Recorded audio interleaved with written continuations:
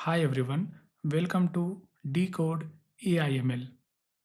तो आज का टॉपिक है फंडामेंटल प्रिंसिपल ऑफ काउंटिंग। तो इस टॉपिक को फॉर्मली देखने से पहले हम लोग कुछ सिंपल प्रॉब्लम्स देखेंगे, उसको सॉल्व करेंगे एंड फिर हम लोग उसके डेफिनेशन को देखेंगे। फिर हम लोग देखेंगे what are different rules for the principle of counting, जो कि है addition rule and multiplication rule. उसके बाद इस रूल को समझने के लिए हम लोग कुछ प्रीरिक्विजिट कॉन्सेप्ट देखेंगे, लाइक इवेंट क्या होता है, म्यूचुअली एक्सक्लूसिव इवेंट क्या होता है, म्यूचुअली इंडिपेंडेंट इवेंट क्या होता है। उसके बाद हम लोग देखेंगे addition rule and multiplication rule. तो चलिए शुरू करते हैं आज का लेक्चर। तो एक प्रॉब्लम दिया गया है कि you have a bucket containing 5 red balls of different size and 3 blue balls of different size, है ना। तो आपके पास एक बकेट है और इस बकेट में आपके पास टोटल 5 बॉल्स हैं और हर एक बॉल का साइज डिफरेंट है ना। इट्स नॉट लाइक कि हर एक रेड बॉल सेम है, हर एक बॉल का साइज डिफरेंट है। एंड मेरे पास 3 ब्लू बॉल्स हैं and each of different size. तो प्रॉब्लम ये कहता है कि in how many ways you can pick a ball, है ना। अगर आपको इस बकेट से एक बॉल पिक करना है तो आप कितने तरीके से एक बॉल को पिक कर सकते हो। तो ये जो प्रॉब्लम है इसमें मुझे एक बॉल को पिक करना है, तो I can either pick a red ball और ए ब्लू बॉल। क्योंकि मुझे एक ही बॉल पिक करना है तो द बॉल जो कि मैं पिक करूंगा it will be either red colour का होगा या फिर एक ब्लू कलर का होगा, है ना। तो पहले आप ये सोचो कि अगर आपके पास एक बकेट है जिसमें सिर्फ रेड बॉल्स है ना। अगर आपके पास एक बकेट है जिसमें सिर्फ रेड बॉल है तो आप कितने तरीके से एक रेड बॉल को पिक कर सकते हो, है ना। तो दैट इज 5, 5 तरीके से आप रेड बॉल को पिक कर सकते हो। तो आप सोचो आपके पास सिर्फ ब्लू बॉल्स हैं तो आप कितने तरीके से एक ब्लू बॉल को पिक कर सकते हो फ्रॉम द बकेट, है ना। तो मैं इस बकेट से 3 तरीके से मैं एक ब्लू बॉल को पिक कर सकता हूँ, है ना।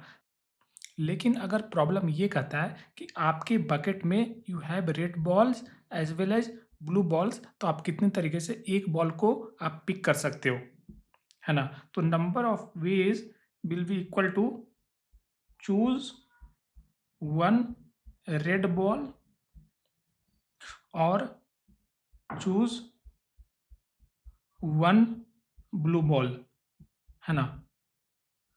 तो आइदर मैं एक रेड बॉल चूज करूंगा या तो एक मैं ब्लू बॉल चूज करूंगा।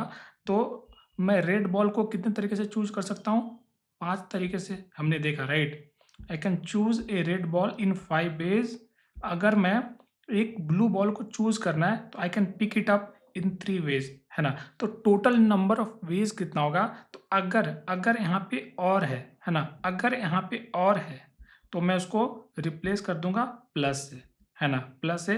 तो that will equal to total 8 ways, इससे मैं एक बॉल को पिक कर सकता हूँ फ्रॉम दिस बकेट, है ना। और ये इंट्यूटिव भी है ना, ये इंट्यूटिव भी है कि अगर मुझे एक बॉल पिक करना है तो I can either pick red ball और I can pick blue ball. तो अगर मैं रेड बॉल पिक करता हूँ तो I can pick it in 5 ways, और अगर मैं ब्लू बॉल पिक करता हूँ तो I can pick it in 3 ways. तो टोटल वेज विल बी 5 + 3। हमने यहाँ पे प्लस इसीलिए किया क्योंकि अगर मैं आइदर ऑफ द बॉल को अगर मैं चूज करता हूँ मतलब मेरा टास्क कंप्लीट होता है। मेरा टास्क ये कि एक बॉल चूज करना है, मेरा टास्क ये नहीं है कि इस कलर का बॉल चूज करना है ना। तो इसीलिए मैं कोई भी बॉल अगर चूज करता हूँ तो दैट इज ए सॉल्यूशन, है ना। तो इसीलिए मैं 8 तरीके से एक बॉल को चूज कर सकता हूँ। तो आप इस बात का यहाँ पे ध्यान देना कि यहाँ पे हम लोग यूज करें प्लस, है ना। Even though it may look very basic and fundamental, but इसका बहुत ज़्यादा यूज होता है जब हम लोग परमुटेशन एंड कॉम्बिनेशन के प्रॉब्लम सॉल्व करेंगे और फिर हम लोग प्रोबेबिलिटी में ये सारे कॉन्सेप्ट को दोबारा इसको समझेंगे, उसको हैंड्स ऑन करेंगे। तो द प्रॉब्लम सेज कि यू हैव 3 डिफरेंट शर्ट, है ना। आपके पास 3 different shirt and 2 different pant है ना। तो in how many ways you can dress up, है ना। आपको ड्रेसअप होना है तो आप कितने तरीके से ड्रेसअप हो सकते हो, है ना। तो प्रॉब्लम क्या है, मेरा प्रॉब्लम शर्ट चूज़ करना नहीं है, पैंट चूज़ करना नहीं है, मेरा प्रॉब्लम है ड्रेसअप होना है ना? तो ड्रेसअप होने के लिए मुझे I need to pick one shirt and wear and I need to pick one pant and wear. जब मैं एक शर्ट प्लस एक पैंट को चूज़ करके और उसको मैं वियर कर लेता हूँ, then I am able to solve the problem, है ना? तो अगर मुझे वन शर्ट चूज़ करना है, तो मैं कितने तरीके से शर्ट को पिक कर सकता हूँ, है ना? तो अगर मेरे पास 3 डिफरेंट शर्ट हैं, तो I can pick it in 3 ways, है ना? I can pick it in 3 ways. उसी तरीके से अगर मेरे पास 2 डिफरेंट पैंट्स हैं, तो I can pick it in 2 different ways, है ना? और अगर मेरा प्रॉब्लम है कि number of ways to dress up, तो मुझे एक शर्ट चूज़ करना पड़ेगा प्लस एक पैंट चूज़ करना पड़ेगा, है ना? तो I need to choose one shirt and and one pant, है ना? तो अगर मुझे एक शर्ट चूज़ करना पड़ेगा, तो मैं 3 वे से मैं चूज़ कर सकता हूँ, और अगर मुझे वन पैंट चूज़ करना पड़ेगा, तो I can pick it in 2 ways, है ना? और यहाँ पे एंड ऑपरेटर है ना? यहाँ पे एंड ऑपरेटर है, मतलब मुझे इसमें से एक शर्ट चूज़ करना है और मुझे इसमें से एक पैंट चूज़ करना है। तो अगर एंड ऑपरेटर होगा, तो आई विल मल्टीप्लाई, है ना? I will multiply means total 6 ways, मतलब टोटल 6 वेज़ होंगे जिससे मैं चूज़ कर सकता हूँ one shirt and one pant out of 3 shirts and 2 pant. मैं इसको थोड़ा डिफरेंट तरीके से इसको सॉल्व करता हूँ। तो अगर मुझे रेडी होना है, अगर मुझे रेडी होना है, तो मैं सबसे पहले क्या करूँगा? मैं एक शर्ट चूज़ करूँगा। तो मेरे पास टोटल 3 शर्ट हैं। तो either I can choose shirt 1, shirt 2 और शर्ट 3, है ना? तो मैंने एक शर्ट चूज़ किया, मैंने उसको पहन लिया। अब मुझे 1 पैंट चूज़ करना है। तो अगर मैंने शर्ट 1 चूज़ किया, तो पैंट का मेरे पास क्या-क्या कॉम्बिनेशन होंगे? I can pick pant 1, pant 2। अगर मैंने शर्ट 2 चूज़ किया, आई कैन पिक पैंट 1 और पैंट 2। अगर मैंने शर्ट 3 चूज़ किया, तो आई कैन पिक पैंट 1 और पैंट 2, है ना?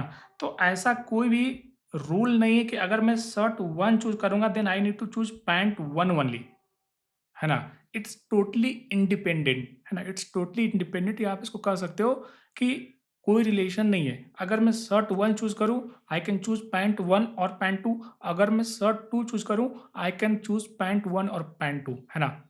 तो शर्ट का पैंट से कोई रिलेशन नहीं है, पैंट का शर्ट से कोई रिलेशन नहीं है, तो उसको हम लोग कहेंगे कि this both are independent event, है ना? तो अगर आप देखोगे फाइनली मेरे पास कितने पेयर पॉसिबल हुए, कितने तरीके से मैं रेडी हो सकता हूँ। तो I will wear shirt 1 pant 1, और I can wear shirt 1 pant 2, और I can wear shirt 2 pant 1, और I can wear shirt 2 pant 2, और I can wear shirt 3 pant 1, और I can wear shirt 3 and pant 2, है ना? तो मेरे पास टोटल 6 पॉसिबल वेज है, and this is matching with this answer जो कि हमने पहले कैलकुलेट किया था, है ना? तो यहाँ पे एक बात ये है कि आप ऐसा नहीं कर सकते हो कि आप शर्ट पहन लोगे, बोलोगे मैं पैंट नहीं पहनूँगा, है ना? अगर आपको रेडी होना है, तो you need to wear both shirt and pant, है ना? तो जहाँ पे सारे सब टास्क को सॉल्व करना ज़रूरी है to solve the original task. मेरा ओरिजिनल टास्क क्या है? मेरा ओरिजिनल टास्क है रेडी होना, है ना? रेडी होना। तो इस टास्क को मैं 2 सब टास्क में ब्रेक कर सकता हूँ। फर्स्ट टास्क में क्या है कि मुझे शर्ट पहनना है, शर्ट वियर करना है। सेकंड सब टास्क में ब्रेक कर सकता हूँ, मुझे पैंट वियर करना है ना? तो जब मैं दोनों सब टास्क को कंप्लीट कर लूँगा, तभी मेरा ओरिजिनल टास्क कंप्लीट होगा। तो अगर इस तरीके का प्रॉब्लम होता है, then you multiply all possible ways to solve each of the sub problem, like sub problem 1 and sub problem 2, है ना? तो आप वहाँ पे मल्टीप्लाई करते हो। लेकिन यहाँ पे अगर आप देखोगे, तो यहाँ पे आई can either choose this colour ball और दिस कलर बॉल, है ना? मेरा टास्क सिर्फ़ एक बॉल चूज़ करना है। तो अगर मेरा टास्क है एक बॉल चूज़ करना, है ना? तो I can either choose red ball और ब्लू बॉल, है ना? अगर मैं कोई भी सब टास्क परफॉर्म करता हूँ, अगर एक भी सब टास्क परफॉर्म करने से मेरा टास्क कंप्लीट हो जाता है, इन that case I will use plus operator, है ना। और जहाँ पे मुझे सारे सब टास्क परफॉर्म करने होते हैं to solve the original problem या original task, in that case I need to use multiplication. इसको हम लोग फॉर्मली देखेंगे आने वाले टॉपिक्स में, ठीक है। ये छोटे छोटे कॉन्सेप्ट हैं बट बहुत ज़्यादा इंपॉर्टेंट है, ठीक है। ये सारे फंडामेंटल है, ये सारे फाउंडेशन है जिसके ऊपर हम लोग बहुत सारे कॉम्प्लेक्स प्रॉब्लम सॉल्व करने वाले हैं। Next problem is number of ways to reach Bangalore from Patna. अगर मुझे पटना से बैंगलोर जाना है तो मैं कितने तरह से बैंगलोर जा सकता हूँ, given that I have A map. मेरे पास एक मैप है और वो मैप क्या रिप्रेजेंट करता है, ये स्क्वायर बॉक्स एक सिटी को रिप्रेजेंट करता है, like Patna, this is Delhi and this one is Bangalore, है ना। तो यहाँ पे देखोगे कि पटना से मैं Delhi either I can go by flight directly और I can go by train directly और I can go by bus directly, है ना। तो पटना से दिल्ली में डायरेक्टली आइदर फ्लाइट और ट्रेन और बस, है ना। ये तीन तरीके से मैं जा सकता हूँ, ठीक है। और दिल्ली से Bangalore I can go by flight और आई कैन गो बाय बस, है ना। मैं पटना से बैंगलोर डायरेक्टली नहीं जा सकता हूँ। अगर मुझे पटना से दिल्ली जाना है then I need to first go to Delhi and then I need to go to Bangalore, है ना। तो ये जो मैप है, आप इसको मैप बोल सकते हो या इसको आप एक ग्राफ बोल सकते हो, ग्राफ बोल सकते हो, जहाँ पे हर एक सिटी एक नोड है, ग्राफ का नोड है। और ये एज बता रहा है कि there is a route to go from Delhi to Bangalore, है ना। तो मुझे ये फाइंड करना है कि number of ways to reach Bengaluru from Patna. मुझे अगर पटना से बैंगलोर जाना है तो मैं कितने तरीके से बैंगलोर जा सकता हूँ। तो चलिए इसको सॉल्व करते हैं। तो number of ways to reach Bengaluru from Patna, है ना। तो हम लोग क्या करेंगे, सबसे पहले फ्रॉम पटना रीच दिल्ली, है ना। पटना से सबसे पहले हम दिल्ली जाएंगे and then Delhi to Bangalore, है ना। तो अगर आप देखोगे हमारा जो ओरिजिनल प्रॉब्लम था वो क्या था, पटना टू बैंगलोर, है ना। तो इसको हमने टू सब प्रॉब्लम में ब्रेक किया।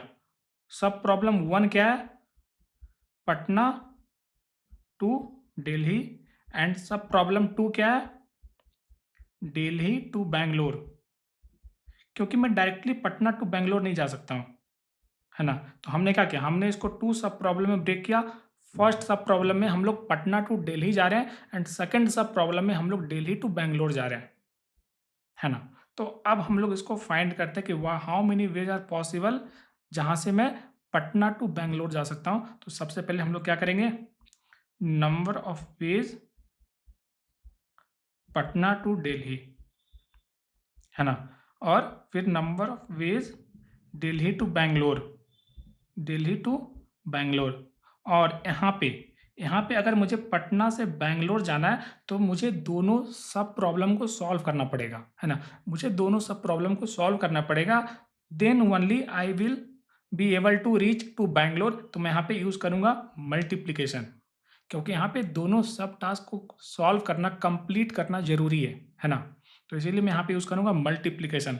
तो how many ways are there, Patna से दिल्ली जाने का मेरे पास टोटल थ्री वेज हैं। I can go by flight, train और बस। अगर मैं दिल्ली पहुंच जाता हूं then from Delhi to Bangalore I can go either by flight और बाई बस। तो मेरे पास टोटल सिक्स वेज होंगे जिससे मैं पटना टू बैंगलोर जा सकता हूं। तो अगर मुझे इसे इंट्यूटिवली सॉल्व करना होगा तो इसको हम लोग कैसे सॉल्व करेंगे।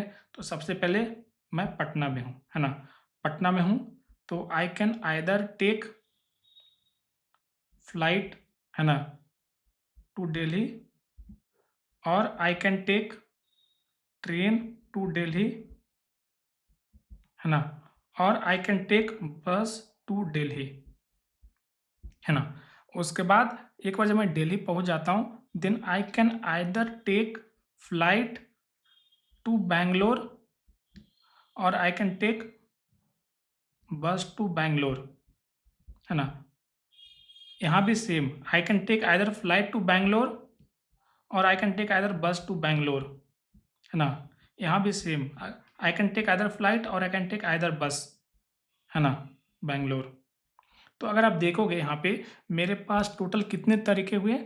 टू रीच बैंगलोर, मैं पटना से फ्लाइट लूँगा दिल्ली के लिए और फिर दिल्ली से फ्लाइट लूँगा बैंगलोर के लिए, this is one way to गो।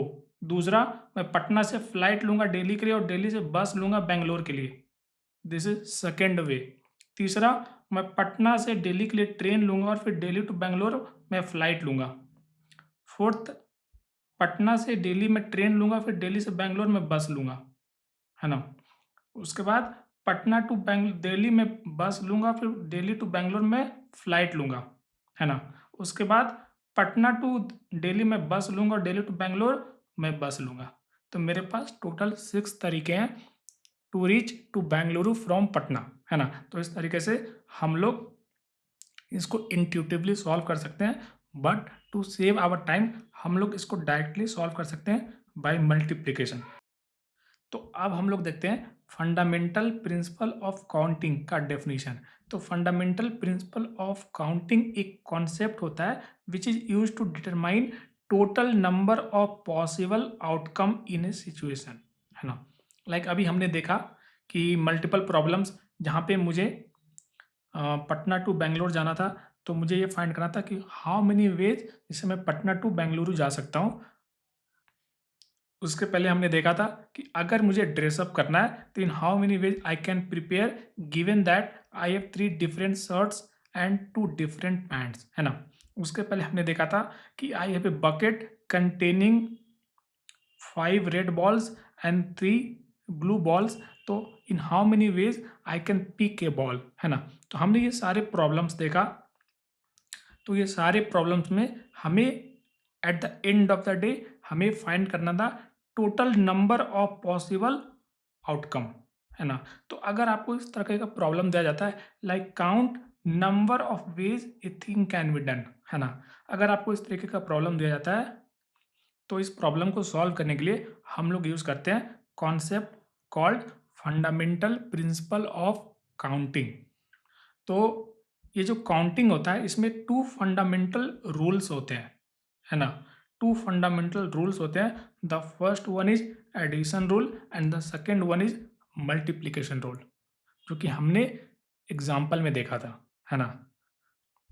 तो इसको समझने के लिए एडिशन एंड मल्टीप्लिकेशन रूल समझने के लिए हम लोग कुछ फंडामेंटल कॉन्सेप्ट देखते हैं। The first concept is event.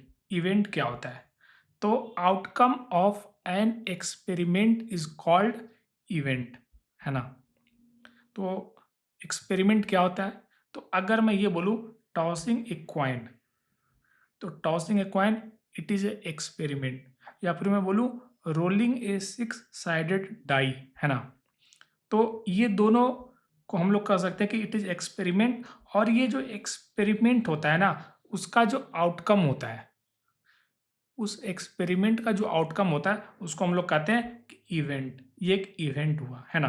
तो अगर मैं एक क्वाइन टॉस करूंगा, अगर मैं एक फेयर क्वाइन टॉस करूंगा, टू बी प्रिसाइज, अगर मैं एक फेयर क्वाइन टॉस करूंगा तो I can either get A head और ए टेल, है ना। तो अगर मैं हेड मुझे मिलता है तो मैं बोलूंगा कि हमारे एक्सपेरिमेंट का जो इवेंट है उसका आउटकम हेड है। अगर टेल मिलता है तो हम लोग बोलेंगे कि टेल इज द इवेंट, है ना। उसी तरीके से अगर मैं एक 6 साइडेड डाई रोल करता हूँ, है ना, and if the outcome is 6, तो मैं बोलूँगा कि इस एक्सपेरिमेंट का जो इवेंट है इट इज 6। अगर मुझे 2 मिलता है तो हमारे एक्सपेरिमेंट का इवेंट है 2, है ना। तो experiment is nothing, it is just the outcome of an experiment. ठीक है, क्लियर है। तो हमने देखा इवेंट क्या होता है। अब हम लोग देखते हैं 2 important concept. The first one is mutually exclusive event, है ना, and the second one is mutually independent event. ये दो कॉन्सेप्ट बहुत ज़्यादा इंपॉर्टेंट होते हैं और इसमें बहुत ज़्यादा कन्फ्यूजन होते हैं। तो ये टॉपिक बहुत इंपॉर्टेंट होते हैं from the interview perspective. The interviewer can ask you कि what is the difference between mutually exclusive event and mutually independent event. So if two event can't occur at the same time, it is called mutually exclusive event, है ना? अगर दो event एक साथ नहीं हो सकता है, अगर मैं क्वाइन टॉस करता हूँ, अगर मैं एक फेयर क्वाइन टॉस करता हूँ, तो I will get either head और टेल। मतलब मेरे एक्सपेरिमेंट का जो इवेंट होगा, it will be either head और tail. It can't be both, है ना? ऐसा नहीं होगा कि मैं क्वाइन टॉस करूंगा and I will be getting both head and tail at the same time, है ना? ऐसा नहीं होगा। जब भी आप क्वाइन टॉस करोगे तो you will get either head और टेल। उसी तरीके से अगर आप एक डाई रोल करते हो ना, अगर आप एक डाई रोल करते हो, तो the all possible events are 1 2 3 4 5 and 6, है ना? तो जब भी आप कोई डाइस रोल करोगे, तो at one point of time you will get only one event, only one output, है ना? तो वैसे इवेंट को हम लोग कहते हैं म्यूचुअली एक्सक्लूसिव इवेंट। ऐसा नहीं होगा कि आप एक डाई रोल करोगे and you will getting 2 and 6 eight the same time, ऐसा नहीं होगा। तो वैसे इवेंट को हम लोग कहते हैं म्यूचुअली एक्सक्लूसिव इवेंट। मतलब एक एक्सपेरिमेंट में you can't get more than one event at the same time, तो वैसे इवेंट को बोलेंगे that is mutually exclusive event. Next concept is mutually independent event, है ना? तो if occurring of one event don't impact other, it is mutually independent event, है ना? तो इसको एग्जांपल समझते हैं कि मैंने एक क्वाइन टॉस किया, मैंने क्वाइन टॉस किया, तो I will get either head और टेल, है ना? तो मैंने फर्स्ट टाइम क्वाइन टॉस किया, उसके बाद मैं क्या करूंगा कि मैं फिर से एक क्वाइन टॉस करूंगा, तो I will again get head और टेल, है ना? ऐसा नहीं होगा कि डिपेंडिंग अपॉन कि फर्स्ट टॉस में मेरे को क्या आउटकम मिला, सेकेंड आउटकम डिपेंड करेगा फर्स्ट आउटकम के आउटपुट पे, नहीं, है ना? हर एक इवेंट एक इंडिपेंडेंट इवेंट होगा। अगर मैं क्वाइन 2 टाइम्स टॉस करता हूँ, तो फर्स्ट जो इवेंट होगा उसका जो आउटकम होगा, it will not impact second time, है ना? तो another example is tossing a coin and rolling a die, है ना? तो मैं क्या करता हूँ, मैं क्वाइन टॉस करता हूँ और उसके बाद एक डाई को रोल करता हूँ, है ना? तो जब मैं क्वाइन टॉस करूंगा, तो मेरे को क्या मिलेगा? हेड मिलेगा और टेल मिलेगा। उसके बाद जब मैं डाई को रोल करूंगा, तो आई विल गेट आइदर 1 2 3 4 5 और 6, है ना? तो डाई के रोल में जो आउटकम होगा, it will not at all depend upon कि क्वाइन को जब मैंने टॉस किया उसमें क्या आउटकम आया, है ना? बोथ आर इंडिपेंडेंट, है ना? उसी तरीके से अगर मैं इस बकेट से, है ना, ये जो मेरा बकेट है, ये बकेट क्या करता है, it contains 5 red balls of different size and 3 blue balls of different size. तो अगर मैं इस बकेट से 2 बॉल सेलेक्ट करता हूँ, one at a time with replacement, है ना? तो मैं क्या करता हूँ, मैं सबसे पहले इस बकेट से एक बॉल को रिमूव करता हूँ और उसका आउटकम मैं नोट करता हूँ कि कलर क्या है, ब्लू कलर है या रेड कलर है। उसके बाद मैं फिर से उस बकेट में उसको ऐड कर दूंगा। उसके बाद मैं दोबारा एक बॉल फिर से मैं रिमूव करूंगा और उसका भी आउटकम नोट करूंगा कि वो ब्लू कलर है या रेड कलर है। ठीक है? तो अगर ये मेरा एक्सपेरिमेंट है, तो देखोगे कि सेकेंड टाइम में क्या आउटकम आ रहा है, it is not depending upon कि फर्स्ट टाइम में क्या आउटकम आ रहा है ना? अगर मैं 2 टाइम्स बॉल को रिमूव करता हूँ, तो फर्स्ट टाइम अगर ब्लू आता है, तो it will not impact, second time blue आएगा या रेड आएगा, है ना? अगर मैं रिप्लेसमेंट करता हूँ, है ना, मैंने बॉल को निकाला, उसके कलर को नोट किया और दोबारा उस बॉल को उस बकेट में ऐड कर दिया, है ना? अगर मैं रिप्लेसमेंट नहीं करता हूँ, देन इट विल इम्पैक्ट, है ना? It will impact the event. कैसे? तो अगर मैं फर्स्ट टाइम बॉल निकाला, है ना, और उसका आउटकम क्या हुआ, ब्लू बॉल हुआ, ठीक है? अब मैं क्या करूंगा, आई विल नॉट रिप्लेस, उसको मैं रिप्लेसमेंट नहीं करूंगा, I will not put it back into the bucket, ठीक है? और मैं दोबारा बॉल निकालूंगा सेकेंड टाइम, सेकेंड टाइम। तो आप देखोगे कि फर्स्ट टाइम मेरे पास टोटल, फर्स्ट टाइम जब मैंने बॉल रिमूव किया, उस समय मेरे पास टोटल 5 रेड बॉल थे एंड 3 ब्लू बॉल थे, है ना। लेकिन अगर फर्स्ट इवेंट का आउटकम ब्लू आता है, फर्स्ट इवेंट का आउटकम ब्लू आता है, तो जब मैं सेकेंड टाइम बॉल रिमूव करूंगा, during that time I will be having 5 red ball and 2 blue ball, क्योंकि मैंने एक ब्लू बॉल ऑलरेडी रिमूव कर लिया, है ना। तो जब मैं सेकेंड टाइम बॉल रिमूव करूंगा, तो आप देखोगे कि number of blue balls it is less compare to previous case. पहले मेरे पास 3 ब्लू बॉल थे, अब मेरे पास 2 ब्लू बॉल है, ठीक है। तो जब मैं सेकेंड टाइम एक बॉल को रिमूव करूंगा, तो ब्लू बॉल आने का प्रोबेबिलिटी क्या होगा, 2/7, क्योंकि मेरे पास टोटल 2 ब्लू बॉल्स ही बचेंगे, क्योंकि फर्स्ट एक्सपेरिमेंट का आउटकम दैट वाज ब्लू और उसको मैंने रिप्लेस नहीं किया। तो सेकेंड टाइम जब मैं बॉल को रिमूव करूंगा, तो the probability of getting a blue ball is 2/7, है ना। अगर मैं फर्स्ट टाइम जब बॉल रिमूव किया, तो उसका आउटकम रेड आता है ना, रेड आता है। और सेकेंड टाइम जब मैं बॉल को रिमूव करूंगा, सेकेंड टाइम, तो रेड आने का प्रोबेबिलिटी क्या होगा, इट विल बी 4/7, है ना। तो फर्स्ट इवेंट का आउटकम क्या होगा, it is impacting second event, है ना। तो इसीलिए हम लोग ऐसे इवेंट को बोलते हैं डिपेंडेंट इवेंट, और जो इवेंट डिपेंडेंट इवेंट नहीं होता उसको हम लोग बोलते हैं म्यूचुअली इंडिपेंडेंट इवेंट। तो म्यूचुअली एक्सक्लूसिव इवेंट क्या होता है एंड म्यूचुअली इंडिपेंडेंट इवेंट क्या होता है, ये दोनों बहुत इंपॉर्टेंट कॉन्सेप्ट होते हैं। तो चलिए अब हम लोग दोनों fundamental rule, addition and multiplication rule के डेफिनेशन को देखते हैं। इवन दो हमने इसको एग्जाम्पल से इसको अच्छे से क्लियर किया था, समझा था, बट इसको हम लोग थ्रू कॉन्सेप्ट इसको देखते हैं कि ये क्या होता है। तो एडिशन रूल ये कहता है कि if a task can be done in one of several mutually exclusive way, then total number of way is sum of ways, है ना।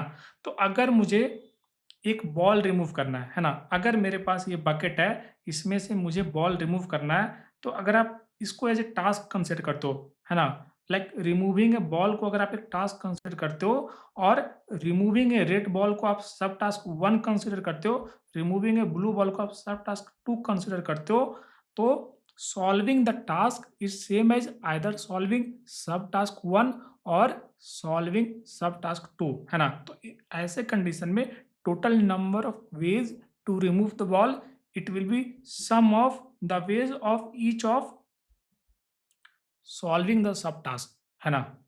मतलब number of ways to remove red ball plus number of ways to remove blue ball, है ना। एक दूसरे example से देखते हैं। अगर मेरे पास 2 कार है, 2 बाइक है एंड 1 स्कूटी है, तो in how many different ways I can go to office, है ना।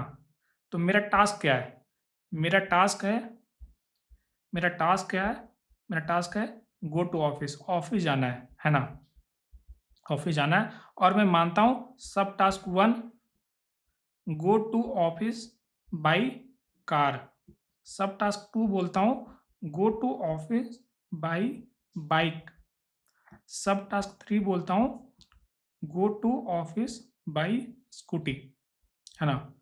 तो सॉल्विंग द टास्क, है ना, solving the task, number of ways to solve the task, it will be equal to number of ways to solve subtask 1 plus number of ways to solve subtask 2 plus number of ways to solve subtask 3, है ना। और वो क्या होगा, it will B 2 + 2 + 1, है ना। तो मैं 5 डिफरेंट वेज से मैं ऑफिस जा सकता हूं, है ना। तो हमने देखा एडिशन रूल। अब हम लोग देखते हैं मल्टीप्लिकेशन रूल क्या होता है। तो if a task consist of multiple independent subtask, है ना, अगर कोई task multiple independent subtask contain करता है, then the total number of ways is the product of ways each subtask can be performed, है ना। तो हमने देखा इंडिपेंडेंट सब टास्क क्या होता है कि सब टास्क 1 सब टास्क 2, ये मेरे पास 2 सब टास्क हैं कोरस्पोंडिंग टू दिस टास्क, है ना। तो इंडिपेंडेंट सब टास्क कहने का मतलब ये हुआ कि सब टास्क 2 कैसे सॉल्व होगा, it will not depend upon कि सब टास्क 1 कैसे सॉल्व होगा, है ना। लाइक फॉर एग्जांपल अगर मेरे पास total 3 pair of shoes and एंड 4 पेयर ऑफ सॉक्स हैं, मुझे ये फाइंड करना है कि in how many ways to wear shoes, है ना? मुझे शू पहनना है ना? तो मुझे अगर शू पहनना है, तो मेरा टास्क क्या हुआ? मेरा टास्क हुआ वियर शूज़, है ना? और मेरा सब टास्क 1 क्या हुआ? वियर सॉक्स, है ना? सब टास्क 2 क्या हुआ? वियर शूज़, है ना? तो अगर आप देखोगे यहाँ पे कि अगर मुझे ये टास्क सॉल्व करना है, तो मुझे ये दोनों सब टास्क सॉल्व करने पड़ेंगे। ये ऑप्शनल नहीं है। ऐसा नहीं है कि मैं डायरेक्टली शू पहन के ऑफ़िस चला जाऊँ या मैं डायरेक्टली सॉक्स पहन के ऑफ़िस चला जाऊँ, है ना? अगर मुझे ऑफ़िस जाना है शू पहनकर, तो I need to first wear socks and then I need to wear shoes, है ना? तो यहाँ पे हम लोग मल्टीप्लिकेशन रूल अप्लाई करेंगे, ठीक है? लेकिन मल्टीप्लिकेशन रूल अप्लाई करने से पहले आप एक कंडीशन ये चेक करना कि जो सारे सब टास्क हों दैट शुड बी इंडिपेंडेंट सब टास्क। और हमने देखा था कि म्यूचुअली इंडिपेंडेंट इवेंट क्या होता है ना? तो अगर आप यहाँ पे देखोगे कि मैं कौन-सा शू पहनता हूँ, है ना? अगर मेरे पास टोटल 4 पेयर ऑफ शूज़ हैं, तो मैं कौन-सा शू पहनता हूँ, it is not depending upon कि मैं कौन-सा सॉक्स पहनता हूँ। दोनों इंडिपेंडेंट इवेंट है ना? मेबी अगर मेरे पास 4 पेयर ऑफ सॉक्स हैं ए, बी, सी एंड डी, तो आई कैन वियर सॉक्स ए और सॉक बी और सॉक्स सी और socks D. It will not impact कि मैं शू कौन-सा पहनता हूँ, है ना? मैं चाहूँ अगर मेरे पास 3 शू हैं 1, 2 एंड 3 तो मैं शू 1 को सॉक्स 1 के साथ पहन सकता हूँ, शू 1 को सॉक्स 2 बी के साथ पहन सकता हूँ, शू 1 को सॉक्स सी के साथ पहन सकता हूँ, शू 1 को सॉक्स डी के साथ पहन सकता हूँ। ऐसा कुछ भी रूल नहीं है कि मैं शू 1 को सॉक्स ए के साथ नहीं पहन सकता हूँ। तो ऐसे सब टास्क को हम लोग बोलेंगे इंडिपेंडेंट सब टास्क, है ना? तो अगर मुझे एक प्रॉब्लम सॉल्व करना है और उस प्रॉब्लम को सॉल्व करने के लिए मुझे मल्टीपल सब टास्क सॉल्व करने पड़ेंगे and all the subtask are mutually independent. तो अगर मुझे उस पे काउंटिंग फाइंड करना है, the counting will be equal to the multiplication of number of ways to solve each of the subtask, है ना? तो अगर मुझे फाइंड करना है number of ways to wear shoes, है ना? मेरा टास्क क्या है? Wear shoes, it will equal to number of ways to wear socks into into number of ways to wear shoes, है ना? और वो क्या होगा? It will be 3 into 4 and that will be equal to 12। तो I hope आपने इस concept को समझा होगा। विथ मल्टीपल एग्जांपल्स हमने इसको एक्सप्लेन करने का ट्राई किया। मिलते हैं अगले लेक्चर में एक नए टॉपिक के साथ। Till then bye, happy learning.